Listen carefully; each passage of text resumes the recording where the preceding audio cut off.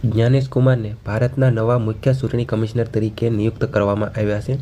રાષ્ટ્રપતિ દ્રૌપદી મુર્મુએ મુખ્ય ચૂંટણી કમિશનર અને ચૂંટણી કમિશનર અધિનિયમ 2023 હેઠળ જ્ઞાનેશ કુમારને મુખ્ય ચૂંટણી કમિશનર તરીકે નિયુક્ત કરવામાં આવ્યા છે.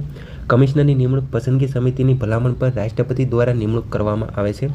મુખ્ય ચૂંટણી કમિશનર અને ચૂંટણી કમિશનર અધિનિયમ 2023માં મુખ્ય ચૂંટણી કમિશનર અને ચૂંટણી કમિશનરની નિમણૂકની તપાસ કરતી વખતે સુપ્રીમ કોર્ટે જાહેર કર્યું હતું કે તેમની નિમણૂક ફક્ત કારોબારી દ્વારા જ થવી જોઈએ નહીં, પરંતુ કોર્ટે નિર્દેશ આપ્યો હતો કે સંસદ કાયદો ન બનાવે ત્યાં સુધી પસંદગી સમિતિની ભલામણ પર રાષ્ટ્રપતિ દ્વારા નિમણૂક કરવામાં આવશે. પસંદગી સમિતિમાં 3 સભ્યોનો સમાવેશ થાય છે, જેમાં પ્રધાનમંત્રી, લોકસભામાં વિરોધ પક્ષના નેતા અને ભારતના મુખ્ય ન્યાયાધીશનો સમાવેશ થાય છે. ચૂંટણી પંચના સભ્યો 6 વર્ષ માટે અથવા 65 વર્ષની ઉંમર પૂર્ણ કરે ત્યાં સુધી પદ પર રહે છે. મુખ્ય ચૂંટણી કમિશનર સુપ્રીમ કોર્ટના ન્યાયાધીશની જેમ જ અને તે જ રીતે દૂર કરી શકાય છે.